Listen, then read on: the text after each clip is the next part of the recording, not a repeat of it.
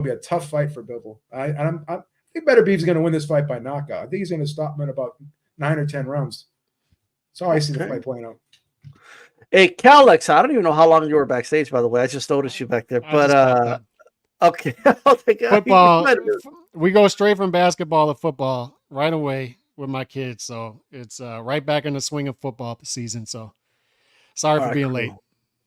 So speaking of late, I mean, we've been waiting for this fight, but Better Beef can't even get through a training camp, but I'm expecting to believe it's going to be Bivol. Like, you know what I mean? But, is this what I'm hearing? He's going to knock him out? What? Oh, man. Well, Calix, talk to us. Early preview the fight. Just, who do you think wins this fight? Like, Bivol. If you look at it. And I don't even blink in saying that. I understand it's a 50-50 matchup, but I'm just telling you, man, like, I think I've said it for a while. I think the two fighters that are going to be tough outs for anybody, as much as I dislike their styles and can dislike them as people at times too, is Bivol and Shakur. Shakur around 135 and Bivol at 175. I just think he has a style that will give anybody problems 175 and anybody coming up from 168. He just has a way of getting underneath you. He gets in that sprinter stance and gets underneath you. He doesn't allow you to come forward. Better Beef's going to have issues in this fight that he hasn't had in the past with getting a full head of steam and coming forward and having success with combination punches against Bivol. And I don't think he's going to get the traction that he normally gets as the fight goes on. So I think Bivol is just going to do a great job of doing what he does and chopping up the fight. And he has a way, he does it himself. And you saw it in the Canelo fight. He'll even put combination punches. He's capable of that. We were sort of baffled by, I remember the roundtable leading up to the Canelo fight, and Bivol, he'll put it in third gear. He will. Like, he'll just coast in fights, and he fights up to the level of competition. I think you're going to see the best Bivol in this fight, and I think he's going to win a clean decision victory here. 9-3 wouldn't surprise me, something like that. Man, 9-3, holy shit. Blood bank guarantee. I'm going heavy with this, Beeb. I'm going heavy, minus 110. Actually, I'm going to see what the decision play is because Bivol decision is going to be in plus money, and I'm going heavy on that. If you're going to play a decision prop, you got to take Canelo with the decision prop with Berlanga. No way. That fight's going the distance. So, I'm telling you. All right. Okay. Hey, Steve. Just an early preview. Who do you think wins? I've always kind of leaned towards Bivol because of the foot speed, mobility. But look, Better BF truly is the human wrecking ball. And I think Beeb makes a good point. Till we actually see evidence of physical erosion due to the injuries and it impacts the performance, it's actually hard to say that he's a declining athletic specimen because we have not seen it. And look, there's literally been nobody that's ever seen the final bell against this guy. But I do think Bivol, he reminds me a lot of Winky Wright. I remember covering a lot of Winky Wright fights. And when he was on the ESPN2 level, he'd look very, I wouldn't say ordinary, but he'd give you a lot of pedestrian performances where he wouldn't stop guys. He wouldn't look particularly exciting. And he gave this impression that anyone at the upper echelon would beat him. And then he'd get in there with the marquee fighters and he'd give them absolute hell because he knew how to shift gears. He instinctively knew I have to be a little bit better. And I like the fact that Bivol actually stood on his date as the original date for this fight was expunged because of Better BF's yearly injury. I think it's been important for him to get 2 fights in relative quick time, at least for his career. So I'm kind of with the Calix here. I do like Bivol. And he is the younger guy. And I think that right now he is a fresher fighter by a smidge. Okay. All right. Hey, talk to us, Shushan. Who wins this fight?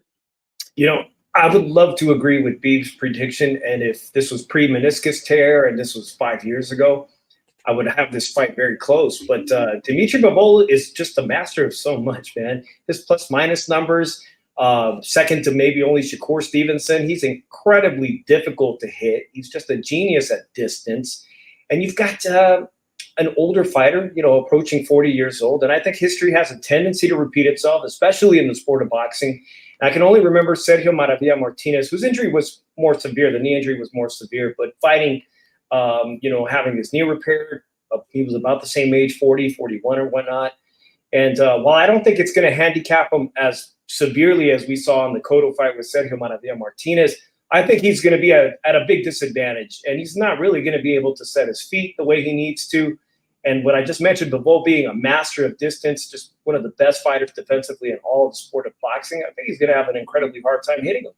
So like Alex said, I can see this being a very easy fight potentially for Dimitri Bivol. If he doesn't get hurt, if he doesn't get touched, I can see him walking away with an 8-4 decision very easily in this one. So I expect him to come out victorious, and Dimitri Bivol will be the undisputed champion of the world at 175. Lyndon, who wins this one?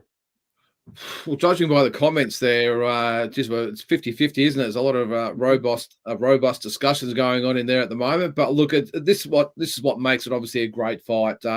This is the fight you look forward to, the true super fights. And it's interesting that we have two Russians that we're all so hyped up about it. But look, I think it delivers as a fight. I think that Beterbiev. I agree with Dave there. I think maybe a couple of years ago might be a little bit different, but the injuries, inactivity, I just lean towards Bivol. I think the one underlying factor that really makes me swing it in his way as well, apart from the activity and everything, is that he's made from that same Russian steel that Beterbiev is made of. And unlike a lot of the opponents that maybe has come up against Beterbiev in the past, I don't think he crumbles up as maybe as easy as some of those guys. I think he has the boxing skills. I think he can punch as well. I think he has a few more dimensions to what he can offer, Bivol, and I think that is what will make the difference against Beterbiev, who, let's face it, is pretty one-dimensional. He's in attack mode the whole fight and just wants to bomb you out of there. I just think Bivol has a few more gears, and I think he'll have enough to pull out a decision win. I'm going to go unanimous decision to Bivol, maybe 8-4, maybe 7-5. You know, I'm reminded of the movie Terminator, the T-800. That's Beterbiev. You know, he's big, he's strong, he's powerful, he breaks people's will. He's like a Terminator. He doesn't stop coming. You know what I mean? But what happened when he went mano-a-mano against a T-1000? When it was a fair fight, one-on-one, the T-1000, liquid metal, that's Bivol, right? It's just he's like Bruce Lee. You know, Bruce Lee said, like, you put water in a teacup, you become the teacup. All that, like that's Bivol, but with liquid metal. Like, you know what I mean? This guy he is made of liquid metal. He's more slick in there. I think he's gonna outbox Bivol. I'm sorry, Beterbiev. And I'm gonna tell you another thing. All right, Joe Beeb has a history of undermining Bivol. All right. Joe Beeb said Canelo was enough. Now, in fairness, so did I. And so did everybody, that Canelo's going to beat Bivol, right? Yeah. Fair enough. We'll give him a pass. I said the same thing. Joe Beeb said that Zurdo was going to be too much for Bivol. You said that? So like, all I'm saying, there was another fight I think he counted. That was a great pick. That was a great pick. All I'm saying is, it's just time to like buy in the Bivol stock, baby, is what I'm saying. It's just time to just say, you know what? I'm going to buy in the stock. He's liquid metal. That's what he is. And he's going to continue to fade. He's going to continue to fade Bivol. I know Beeb. He's going to continue to fade. He's going to continue to lose money. And I think with Lyndon that said it, like he's made of that same. You know what I told you about Marquez and Pacquiao? You didn't want to listen.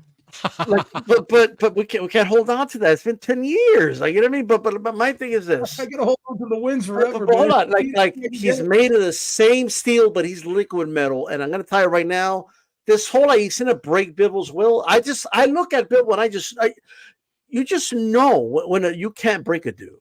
You can't break that dude. His will not be broken. Like, I'm telling you right now.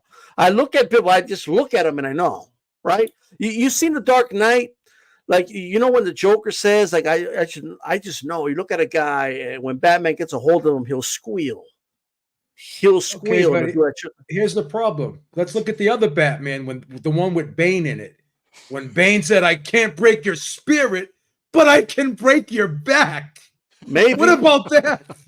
What about that, Alex? Well, all I'm saying, I'm telling you right now, it's a Bivol W. Get your money. I hope he's the underdog. I pray he's the underdog. I swear to God. All right. Oh, he's favored. He's favored, Bivol. He's favored. Slightly. Even the odds makers know what's up. And then the real odds should be like, is Beterbiev going to make it to the fight? And then we're gonna have Cordina Stevenson as the headliner of Riyadh Seas. All right, Don't do that. This is the one guy. Don't do that. This is the Don't one jinx it. guy. This guy Betterbeef is the only guy in history that comes back and is better off of injuries. Maybe. Well, He's better maybe off you're of right. injuries. He's like the Wolverine. When he takes the hit, he regenerates even stronger. But so why do you regenerate and not cancel the fight? Like, you know what I mean? What happened to that? Like, Well, I'm saying, like, this fight's happening on October 12th. I already talked to but Tony. it should be a good one, and we'll again revisit that whenever it comes along. And Billy, let's talk about Billy really quick. He defeats Derevyanchenko. Speaking of metal, I don't know what the hell Derevyanchenko's made of. That dude's taking punches from all types of dudes, and I've never even seen him close to, like, I've never been like, oh my God, he's about to get stopped. Like, nothing. Like, I don't know what the hell he's made of, but hey, and Billy wins. Steve, what you think of Billy's performance, and what would you like to see next from him? And do you think Canelo's sweating him like Tim Bradley said?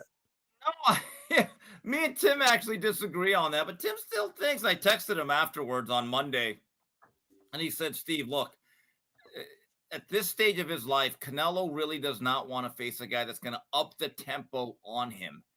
And look, he's not predicting an Billy victory over Canelo, but Billy showed that he is what he is. He's an all-action, two-fisted pressure fighter that will leave openings. And I thought that this was a performance that if you had some reservations about facing him, you may not have as many as you did, because it seems like his gas tank ran a little bit hot and cold, a little empty towards the end, and he got hurt more than once from a handicap fighter. But I'm not too caught up in a guy not being perfect. There's very few of those guys. Here's what Mbele's going to provide: a real fight and a good night of action. And I think every division probably needs 5 more of these guys, so I can appreciate that. All right, Calix, what's it? And Billy, I know we already talked about it, but let me go this way with you. Like, would you be interested, like, in Billy Canelo 2025? Is that a fight that intrigues you? Yeah, sure. I mean, he's the top of the division right now. He sort of backed his way into a shallow division, right? As Benavidez and Morrell Jr. have moved up. If you look at Ring Magazine's rankings, he's a top contender. I still believe it's that way today. It was last week. So what I would add to Steve is, not only do you have a budding action star, a guy who, and we talk about this all the time, D-Style, you don't need... What's this infatuation with needing perfect fighters? Like, what's this infatuation with guys not getting hit ever? We need action stars. There's definitely a vacuum for it. We had a generation ago, we had a ton of action stars. We need action stars. And Billy fits that. And on top of that, he's in a boxing hub. Like, Montreal is a place where you can grow a fighter, particularly grow a fighter like that. Adonis Stevenson, Jean Pascal, Diakonu. You had fighters up there in Montreal, and you can do that with Billy up there. Just continue to, Steve talks about it all the time, right? Activity. To get on that soapbox again, this is a guy you put out there 3 times per year, and you put him on ESPN 3 times per year, and you do it in Montreal, and you just keep going to that bank and grow him regionally. And then big fights will end up happening after that, whether the guy wins or loses. And he doesn't have to win every fight. But I do think people are being a little tough on him, because we talked about this last week, D-Style. Derevyanchenko is a tough out.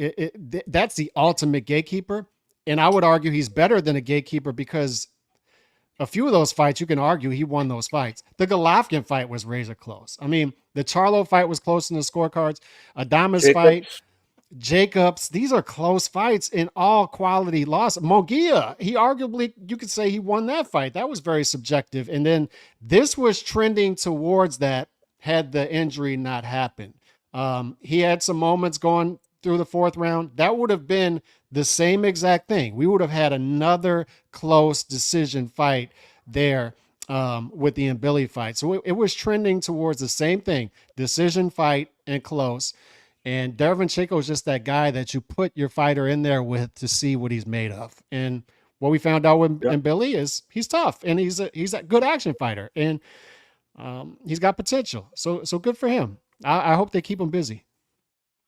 All right, Joe Beeb, what you think of the performance, and what would you like to see next from Billy? thought it was solid. I gave Derevchenko 1 round, and it was the 4th round. But Calix is right, that the fight was starting to heat up there, and I think right around that time frame is where the injury kicked in. And round 8, it looked like Derevchenko was kind of done, and I was yelling at my TV like, "What's going on, Roger? Pull him out of this. Why are you asking him if he's okay?" Because he totally looked like he was defeated, and he's got, he's like the type of guy that's just got too much heart for his own good. He was just taking punishment in there, and credit to him for doing it. But there's no moral victories in this game. I think Billy, with his style, he's kind of a fast, twitchy guy, but he's got a pretty decent gas tank. I know Steve said he faded a little bit, but he reminds me of Jean Pascal a little bit, but with better gas tank. You know what I mean? He's got the fast, twitchy muscles. He's kind of explosive. Throws the home run shots a lot. Can throw the shots wide, so there is some openings there, but he just keeps coming. He's a very aggressive guy, high output guy, and again, he's the type of guy that is going to always be a fan-friendly style to watch. I do think he'll get the Canelo fight. I think Canelo, after this fight with Berlanga, I think he'll fight Eubank, and then I think he'll fight Mbili next year. I think this is a good style matchup for Canelo. I think that, there'll be a lot of counter-punching opportunities from a guy who's going to come right at you, from a guy who's going to throw a lot of punches, and he's not going to be overly concerned with what's coming back at him because he's just a brave guy. That's how he fights. He's got a kill or be killed type style. And because of that, I think that he would mesh very well against Canelo. So I would love to see Mbili fight it like Munguia next. I don't think that will happen. But he'll probably have another fight in between. And I did hear Bob say that they wanted to match him with Canelo. They wanted to give him one more fight. And they wanted to try to get him the Canelo fight after that. So I think that's very possible that could play out that way. All right. MAW, thanks for the support and the super chat. Says, hello, boxing fans, roundtable and chat. Subscribe, share, smash that like button, please, folks. Younger Bivol has a great distance control, but if Canelo closed distance harder, Arthur might hit 2. I think that may be too hard, but hey, thanks for the support, brother. Lyndon, what you think of Mobility's performance, and is he somebody you'll be interested in watching Canelo fight? Yeah, it was a solid performance. Derevchenko, how tough is that guy?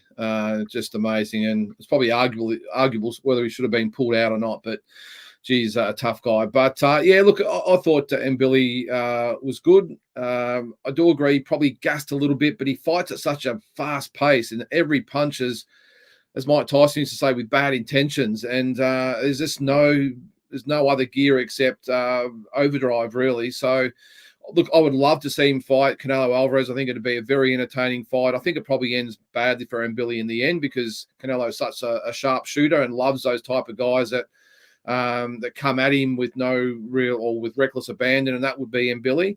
But look, there's other fights out there for him. I suppose the issue at the moment is Caleb Plant's busy, Munguia is going to be busy, Pacheco is going to be busy, Canelo is busy, so maybe those fights will be next year at some stage. But yeah, look, I really like him as an opponent for Canelo. I think it'll be very entertaining. I think he will go right after Canelo. As I said, I think it falls straight into Canelo's hands. But he's got some big fights on the horizon, and I think there's some and other big fights as well at 168 for the other contenders there. But a bit happening there, even without Benavidez and Morrell. So let's hope 2025 we get some of those matchups. Dave, what you think of Mbili's performance, and is the Canelo matchup something you're intrigued by? Yeah, I've been watching Mbili for a while, and while it wasn't a star-making performance on Saturday, which would be very difficult to do against a fighter like Derevchenko, I'm going to give Derevchenko his flowers, man. This is a guy that somehow one of the best fighters of our generation who somehow a world title is evaded. And you guys all have mentioned tremendous fight he had with Gennady Golovkin, a fight of the year with Jaime Munguia, one that he could have potentially have won. But he's never been stopped. And as you guys all mentioned, some of us maybe wanted the fight to stop with that horrible, horrible injury. But this is a guy whose pride is his tremendous pride. If his career was to end on Saturday, I'm sure he was thinking, I want to be known as a guy who was never stopped. Nobody ever stopped me. And that injury is pretty serious, guys. You guys remember Andre Berto was never the same. Not that he was world level type, but that kind of injury with his age, that could have been the last we see of him. I don't know why he'd come back. I read somewhere he made over $10 million in his career. Now back to Billy, he's wasn't a star-making performance, but it reaffirmed that this guy is must-watch TV. And now with the 168-pound division, with the two brightest potential stars in David Benavidez and David Morrell moving up to 175, now we really have to take a very serious look at Billy, who's got this great fan base developing in Quebec. Nobody's really knows any much about William Skull, and yet he's going to be fighting for that vacated IBF belt that Canelo was forced to give away. I want to see Christian and Billy snatch up that belt so we can get an opportunity to watch Christian and Billy in 2025 go for undisputed, get a crack at the undisputed, while he most likely is going to come away as the loser in a fight against Canelo. I think with Canelo starting to age, and the fact that Billy has so much tremendous punching power and can throw punches for days, that's going to make a great fight. It's going to make a very entertaining fight. But like you guys all mentioned, even Canelo, as he's aging, is still one of the most nastiest counterpunchers in the entire sport of boxing. He's going to finish Billy, and most likely he'll be able to find a way to knock him out. But it's going to be a great fight eventually in 2025. If he can't get that title fight in 2025, obviously I'd like to see him up against another all-action fighter in Jaime Munguia, because when he does get an opportunity to fight Canelo, if we see him fight Munguia and he dispatches Munguia in better fashion than Canelo did, then we got a potential super fight. We're well said. Look, all I'm going to say is I actually think Billy is a very easy fight for Canelo. It doesn't mean it's not a good fight. It doesn't mean, I wouldn't want to see it. But I don't mind the fight if it happens. I just think Canelo will be counterpunching the hell out of him. And I think that volume would drop dramatically if he knows every time I throw, I'm getting counterpunched. That's just how I feel about it. That output probably drops like 30%. The only thing I worry about in Billy, just to add 2 quick points, is I wonder why this was a 10-rounder. So I wonder if he does have gas tank issues, and they knew that and made it a 10-rounder. I was surprised at how many people were betting a stoppage, being that this was a 10-rounder. I don't know. We'll see over time. Muscular guys tend to wear down as fights go on, but I don't want them to be overly dependent on Canelo, because I think that's where guys fall in traps. Just stay busy. Just keep this guy busy. He doesn't need to be undisputed or anything like that. And I just think they need to keep him busy up there in Canada, 3 fights a year. And if you can angle yourself into getting that title off of the winner of the Skull fight, then beautiful. Then you can angle that into a Canelo fight. But otherwise, I don't want fighters to fall in love with. Well, that's a fair point.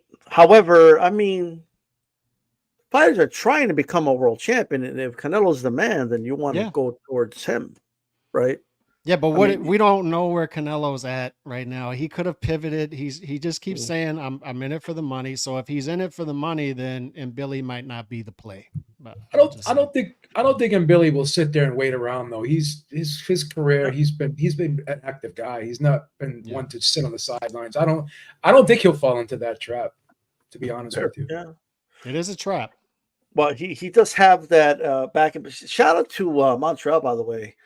You could be from Haiti, you could be from Russia, you could be, they'll adopt you over there. They're like, yeah, like it's amazing. Like they have a lot of adopted sons as boxers, and it's kind of great to watch.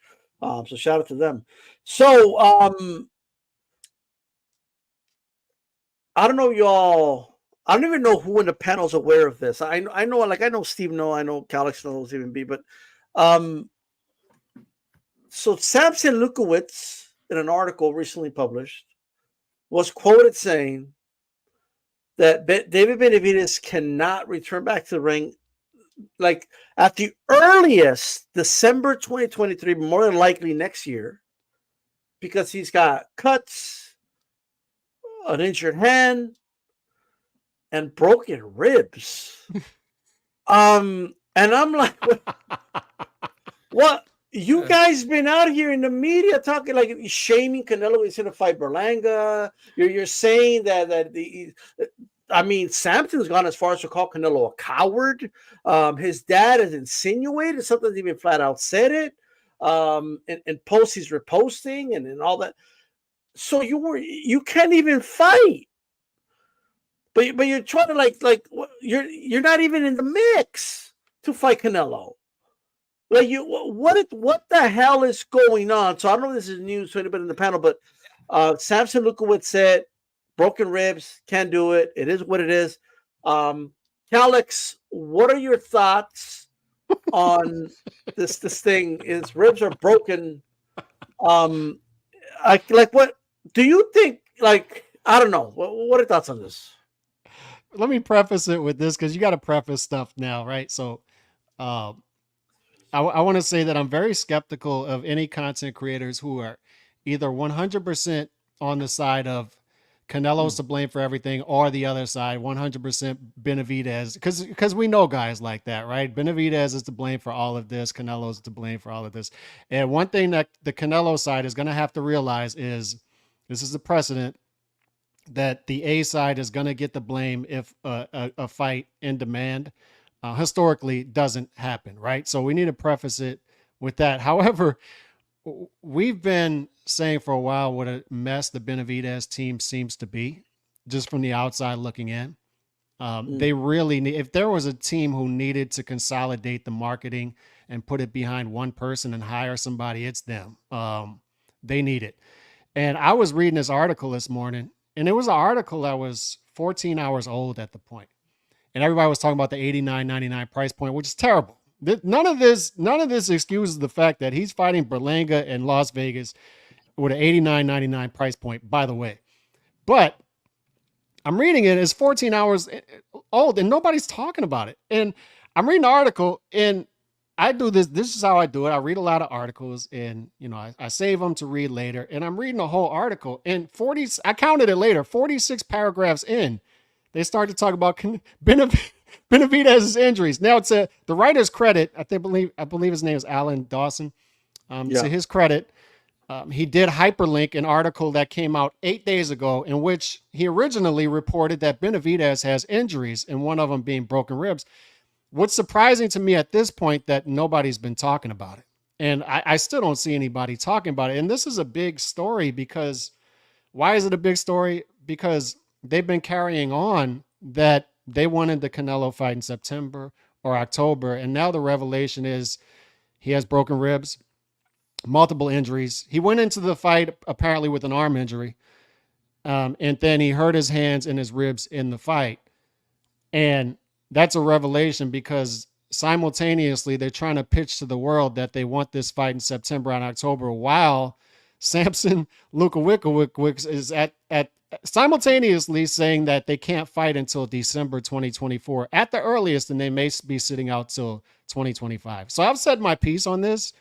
I just don't understand why this isn't a bigger story, I guess. And it just highlights the problems that I have there's problems with both sides of this. There are. And that's why I'm skeptical of people who are either 100% one side or the other. There's clear messaging issues on the Canelo side too, right? And one thing I liked cleared up was Canelo is saying, I'm all about the money now. I made concessions. Now I'm all about the money. He's pivoted. So if we don't get the Benavidez fight, then fine, people will do what they want with his legacy. I don't really care.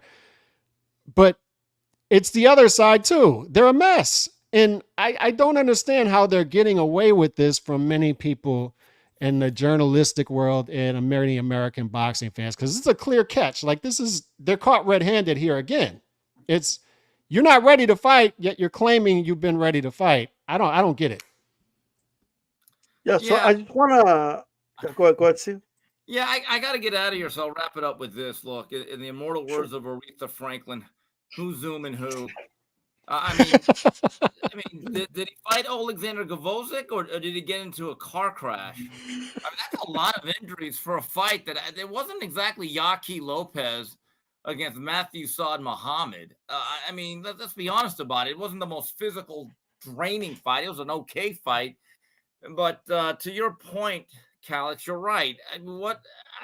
There comes a point where the lack of transparency, the consistency of messaging is so bad. I wonder if they ever really wanted to fight. And I've been one of those people thinking, I think this fight should happen. Yeah. I don't like the Canelo pom-poms. I'm not his accountant. I'm not I'm not one of his cult members that believes that he should be able to fight Manny, Mo, and Jack, and we should cheer on his bank account. I don't really operate that way. But at a certain point, you're right. It was this just one big subterfuge? And I'm just thinking to myself, it's funny, for as much as Jose Benavidez Sr. talks to the media, and I actually saw him in LA a couple of weeks ago, had a nice short conversation. He does a lot of interviews. He never once mentioned my son's a little bit banged up here. And then another question I have to ask is, since we're going to be in September by next, Saturday or Sunday. So with all those ailments, you're going to be available in December. Just like magically, you're going to get healed up. You're going to go see Benny Hinn. Benny Hinn's going to touch your body and you're good as new again. Okay. So, salt water. Yeah, salt water or holy water. So that article, I kind of skimmed through the whole thing. I get it. Al Heyman, the Savior's back, blah, blah, blah. I didn't even catch that part. I really didn't. My attention span with all this is getting much shorter and shorter. And here's why it's not a bigger story, Calix. You know why? Because we don't care. Because Benavidez is not a big enough star for us to really care. Let me tell you something. True. If Inoue or a guy like that has a stub toe and it keeps him out for a week or two, we would give a damn. We would. If Canelo had a hangnail and it kept him out of action, we would care. Like Beterbiev, right? We cared when he was injured. We knew about it. That was a great fight. But I'm just telling you, the reason why we don't care is because Benavidez does not matter enough. That's why. Makes sense. Anyway, guys, I got to get some stuff done here. I got a phone call today. Really enjoyed it. All right, have a good one, Steve. Good weekend, everybody. Appreciate you guys. Hey, mate. Bye, Steve. Lyndon, this is kind of like breaking news. That at least to me it was. I just kind of added it. What do you make of all the injuries that he's got? When they've been trying to sound to the public that they were all in for a Canelo fight, and he's ducking me. He's fighting, Berlanga instead. Like, what do you make about this whole thing? Well, it's another chapter in the wacky world of boxing, isn't it? That's the first I've heard of it today. Just looking at it there, but yeah, it does. I think what Steve said, it does really raise the point, doesn't it? That he's been very vocal about wanting that Canelo fight. He was very forthcoming about wanting that fight this year. And if these injuries are correct, well, it just shows that maybe he wasn't ready to go anyway, but it doesn't deter away from the narrative that he's trying to push, I suppose, trying to keep the heat on Canelo. But I didn't think the fight was tough enough last time out to sustain those injuries. I knew obviously about the cut and maybe a little bit sore, but the broken ribs, maybe is he really cut out for the 175-pound division? I suppose we'll find out, because if he's getting those type of injuries in that type of fight, well, I just shudder to think what the likes of Bivol and Beterbiev will do to him. But very, very interesting. I suppose the truth will come out at some stage. But as I say, where there's smoke, there's fire, and you have to wonder whether they were really serious about having that Canelo fight this year or not, and just wanted to keep the name in the news. Dave, what do you make of the news that we're not going to see Benavidez till the earliest December, if not next year? Banged up ribs, banged up hand, cut. What do you make of it? Like most of y'all, I was surprised because I thought it was the fight David Benavidez was dominating, right? It didn't look like it was the hardest day at the office for him. But how come for Sebastian Fundora, we knew right away from Samson that he was going to be out for an undetermined, with that nose injury in the Tim Tszyu fight? We knew everything about Sebastian Fundora. So it does come across really fishy that they were still trying to negotiate potentially a fight with Canelo Alvarez for September. But with Sebastian Fundora, they let us know right away, hey, this guy's not available to fight Terrence Crawford. We got to wait until December. We knew that. So that's awfully suspicious. In retrospect now, between both Davids making their debut at 175, the fact that he got so beat up, by a former world champion, I'll give him credit for that. But the fact that he was so beat up in his debut makes David Morrell's performance look even better to me. So going forward, for David Benavidez, he's not going to get that undisputed title shot as quickly as he thinks. He needs to get back in the ring. And I worry about his durability at this new weight class, because during his debut, we saw he was, he didn't have Memo Heredia, and he looked soft. he looked soft. He didn't look like a guy that belongs at 175 in the best physical condition. And it appeared he had some gas tank issues. He needs to get back in the ring and really work his way into that 175 division. And the fact that now we're hearing he had all these injuries is concerning to me. So, Beeb, what do you make of it? Like, what?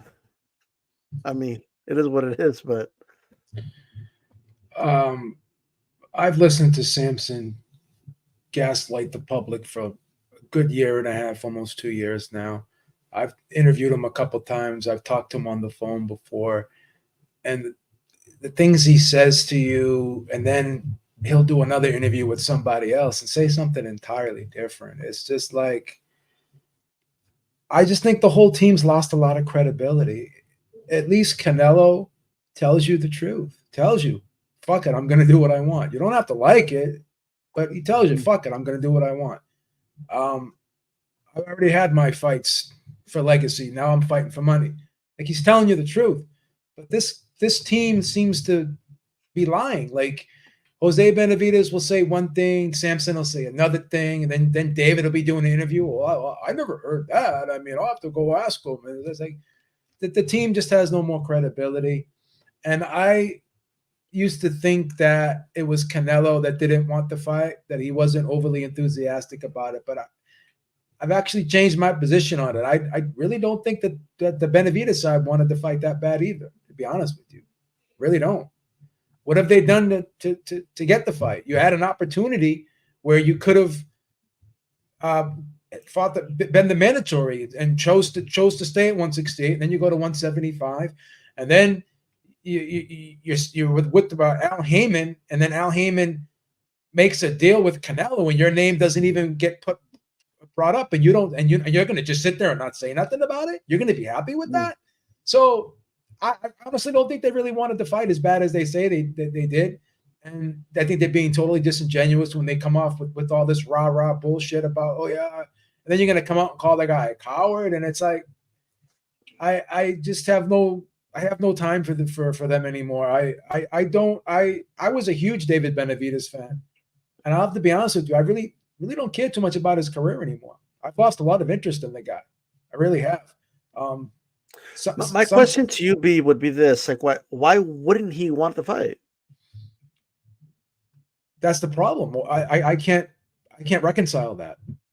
So I have a thing with me. If there's something I can't understand, and it gets to a point of ridiculousness that is just there's no way of making sense of something, I just discard it. I don't want to deal with this anymore. I put that in my do not care file now, and he's in my do not care file. You know, certain fighters I just throw in my do not care file. He's positioned himself for me to put him in my do not care file right now. I don't care about his career anymore. I just don't. Let me just get this Callison. You can go, Rafael. The David news might be BS on Samson's end to postpone any fights till the PBC get their shit straight.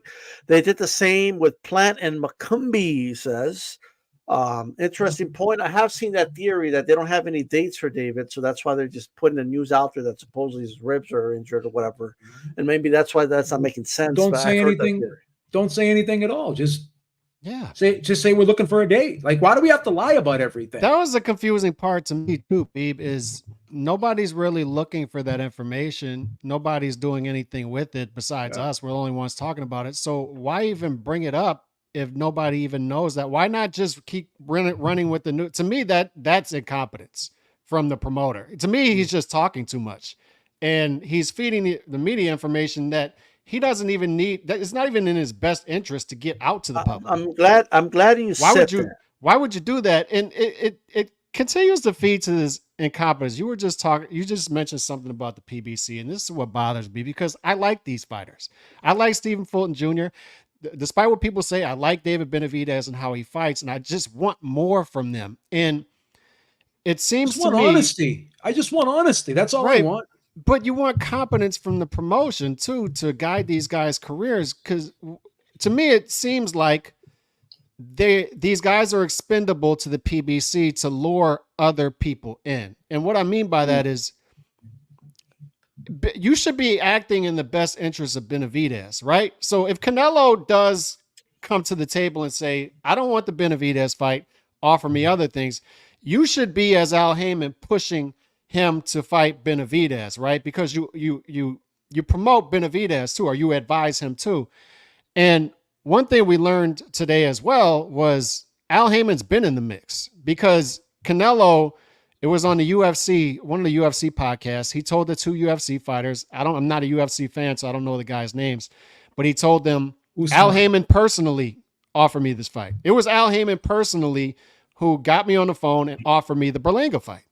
So it's Al Heyman doing it. He said the Cubist was on the phone call too, so was Reynoso, but it's Al Heyman personally who gave him the Berlanga fight. So what I'm asking is why are they giving him the Mogia fight and the Berlanga fight? Why are they trying to push the Benavidez fight on him? Why are we not getting Benavidez versus Morrell Jr.? Why isn't he working in Morrell Jr.'s best interest to chase down Benavidez? It just seems like this cat and mouse game all around. No, I said this about maybe 2 or 3 weeks ago. I said Al Heyman never wanted this fight either. And they knew that Al Heyman never wanted this fight either. But they're blaming Canelo when it's their own promoter that is not advocating for them to get the fight. See what I'm saying? So they were so disingenuous with, they knew that Al Heyman never wanted this fight because he was never put on a deal. Anytime Canelo was said to have these deals with PBC, all right, we're going to do a 2-fight deal with you. We're going to do a 3-fight deal. David's name was, they would ask, oh, is David in the contract? Is he one of the names that's been proposed to fight for future fight? He's never been in there. So they're going to sit there and talk shit about Canelo when they know it's Al Heyman from the jump that never wanted to make the fight. So the question therein lies, what the fuck are you doing with Al Heyman if he's not advocating for you to get the best fight? You got Caleb Plant getting this fight. You can't get this fight. You're being fucked over. And then you got Samson Lukowitz telling people he's got a lifetime contract with you, meaning he could just fuck you to the end of eternity. So what are you doing? What are you doing as the fighter? Just a couple of red flags that they've always been red flags to me. Red flag number one, the rumors that Canelo was going to leave PBC and this and that, and bullshit. And yeah, no, well, but there's still red flags though. Like in terms of promoter Eddie Hearn comes out, he says, "Hey, I tried to talk to Samson about doing a fight with David." I said, "Well, we could do it on the zone, right?" And Samson, no, we were only going to do it if PBC's involved. Well, what's with these caveats? Why? David's asked, if he does leave and he goes over there, or are you willing to go over there? Nestor Gibbs asked him this question directly. And this guy said, fuck no. I'm loyal to PBC. PBC's been good to me. That's bullshit too, because he has other fighters he promotes, and he told me that they fight on DAZN. So what is it about David specifically that he's the only fighter? David's the one though. Well, David's the one that said, fuck no, I'm not going to go over there. That's David said that. But but Samson has said that too. Yeah, I just don't understand it. And Samson has other fighters. Another red flag to me was the whole we're giving Canelo the money. We got $50 million to give him. What are you talking about, bro? Like you don't have $50 million to give if Canelo can't generate that money to begin with. That's never made sense to me. Al never wanted that fight because he knew there was a chance Canelo could lose the fight, whether people believe it or not. That's what Al thought. And Al never made the fight because he wanted to make the most money with Canelo that he could possible. He wants to milk Canelo as much as he can, and he's going to put him in these fights where he can. It's the Floyd Mayweather blueprint. And who did Floyd Mayweather work with? Al Heyman. So now Al Heyman is doing the same thing with Canelo, and that's the way it is. I agree. I just want to say one more thing before we move on to the last topic, really quick. Samson, like when I look at him, if nobody tells you, oh, he's the promoter of Benavidez, if nobody actually tells you that, the way he moves, the way he talks, the relationship, the way you look at it. I mean, to me, it's like Glenn Jennings and Tim Zhu. Like he's acting like his manager, bro. Right? Which is why a lot of people believe he's the manager, but like he's not a manager by name. It's not an official title. He's officially his promoter.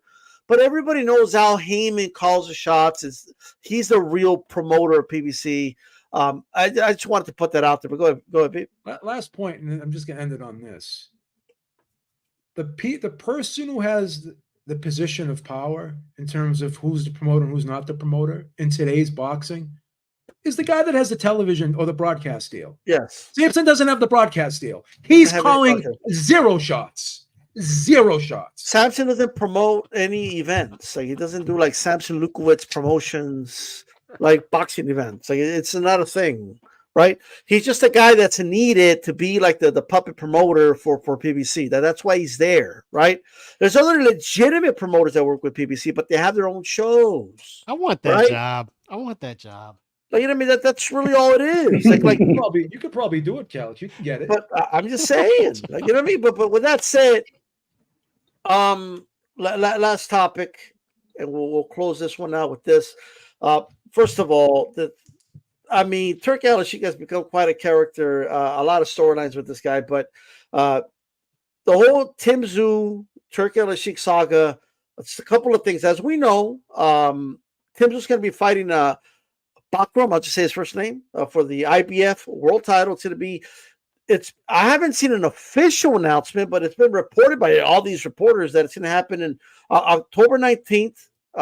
It's going to be on PBC in Florida. So we got an Australian and a Russian in Florida. So you just let that one sink in for a little bit. That is it's whatever to me at the moment. What matters to me anyway, it's important for Tim Zhu to get that belt. And the reason that's important, I caught a couple of things. I did a little bit of research. So we know what Tim Zhu said. Tim Zhu said, look, I don't got a problem with the guy. I want to work with the guy. I want to fight the best. That's what he stands for. I want to do it. So there's nothing that I've heard at all, even from Tim Zhu's team, that indicates we don't want to work with Turki. Turki's the one that said, oh, I'm done. I don't want to work with Tim Zhu. And then he gave another statement saying there's just too many people and with his team, and they got their own ideas. And another thing I caught a short, I believe it was posted by No Limit here on YouTube. And if it wasn't, either way, the promoter, George Rose, is talking about how Crawford is an ambassador for Turki Al-Sheikh in Riyadh season. So obviously he wants to kind of set everything up for Crawford. But like we're working our own, like we have our own business to take care of, and we had an opportunity to get the IBF belt, and that's the route we went, which is very understandable. Like that makes sense. You know, this whole idea that we'll just wait and see it, and like I think he was told no, right, and he didn't like it. Meaning, oh, we got other ideas. It doesn't mean we don't want to work with you. We never want to do business with you. It just means at the moment, this works better for us than waiting until February for Crawford, right? I mean, that's it. To me, when you read between the lines, that's what it means to me, right? I don't even, that's a reading between the lines thought. What are your guys' thoughts on this whole crazy saga here? Lyndon, we'll start with you. It looks like it's a big miscommunication, doesn't it? But firstly, the Australian fighting a Russian in Florida doesn't make much sense, but it's not as weird as an Australian fighting an Englishman in Shawnee, Oklahoma last year. That was really weird.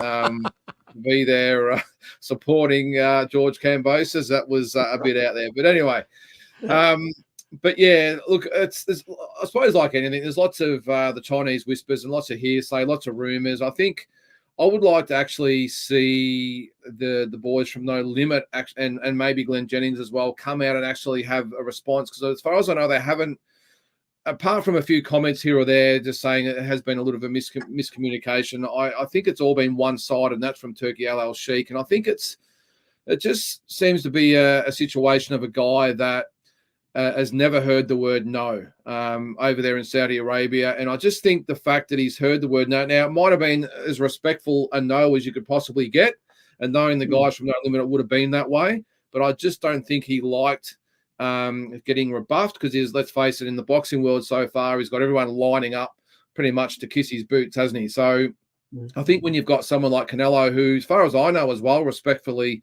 said no thank you at the moment, and now you have Tim Tszyu as well, I just think Turki Al Sheikh is like a spoiled little kid who hasn't got his way, has lashed out, and look, I think what we've seen from Tim Tszyu and his team, they're not the type of organisation or whatever you might want to call it that acts that way. They're always very professional, very upright with their dealings, very respectful, always give their time to these types of sites and everything else. So they're not the type of team that I would think would act that way. So I think it's purely one-sided in this instance.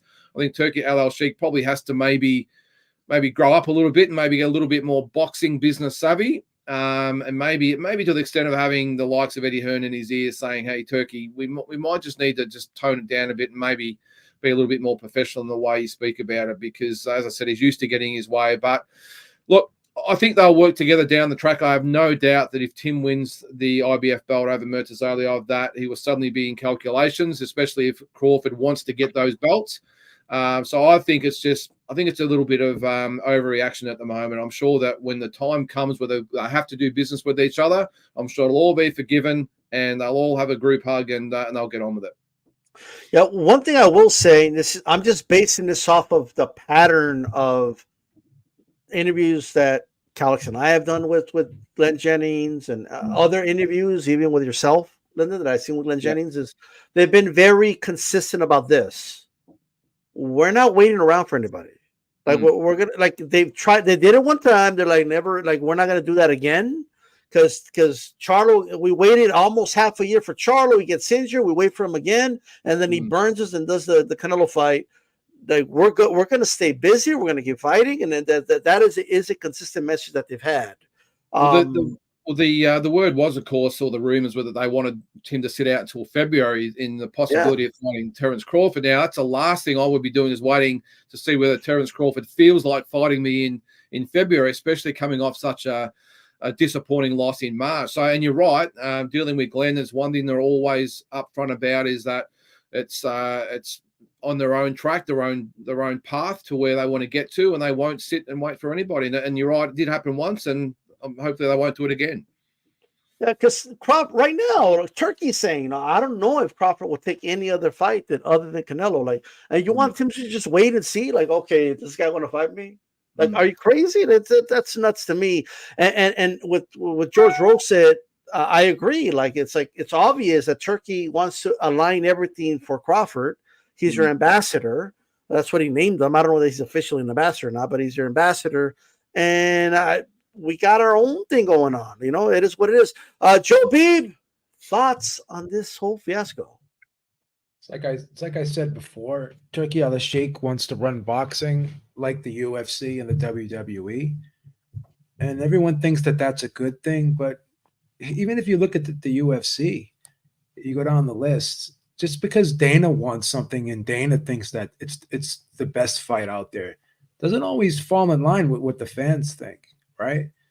Because there's still fights in the UFC that we haven't had, that we wanted, or at least a lot of the fans wanted. So, you know, Turki Al Sheikh has his opinion on fights. He has his opinion on how he thinks boxing should be. He has his own vision, and he has to understand that, you know, this is a sport with a lot of nuance to it. There's a lot of moving parts here. There's a lot of people that have their own opinions that have been doing this a lot longer than himself, and he should respect that. You know, you can't expect people to drop what they're doing if they already have plans in place and just go along with what you want, because you wouldn't want that done to you. You wouldn't want, it's like anything else. If I had a deal with Calix and we're working on a business, we're going to do this specific thing on this specific date, and then D-Star calls me up and says, hey, I got this thing for you. Oh, I got this thing with Calix. Oh, well, fuck Calix, man. Just do what I want you to do. He'd do that. He would do that. I'm not going to do that, man. I'm not going to do that. I say, yeah, let me finish this thing with Calix, and I'll come back to you in a little bit. That's how life works, right? That's how we treat people. That's how we treat people in everyday life, right? I gotta, you know, I make an arrangement. Hey, man, I'm going to fly out to Vegas. I'm going to a fight with Dave. And then someone calls me and says, "Hey, man, that the same weekend, hey, why don't you come to New York, man? We're going to a nice party here. We can get lit up." And no, I already made plans with Dave. I'm going to the fight with Dave. Can't break plans with Dave. Dave already put the spare room together for me and everything. I'm not going to screw Dave over like that.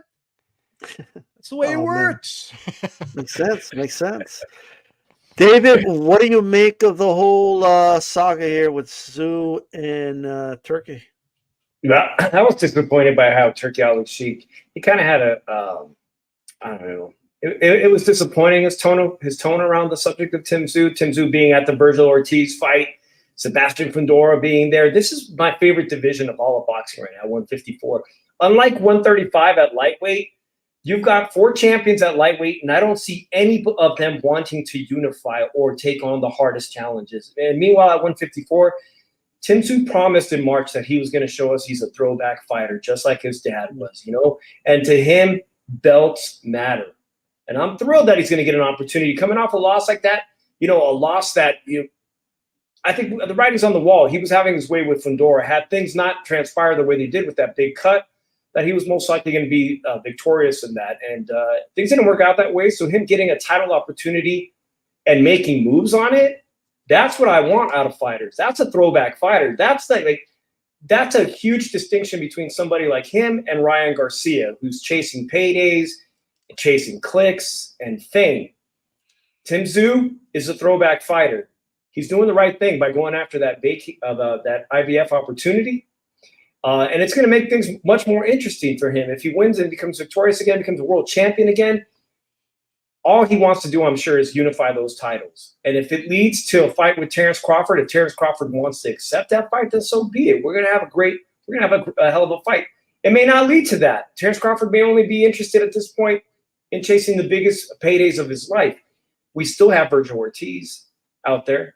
And he's made it very clear that Virgil Ortiz is a worthy opponent. I think this is a great thing for boxing. I'm only disappointed a little bit that the fight's going to be in Florida, because I'd love to see Tim Tszyu back here in Las Vegas, man. But I'm standing with Tim Tszyu on this one. He's doing all the right moves.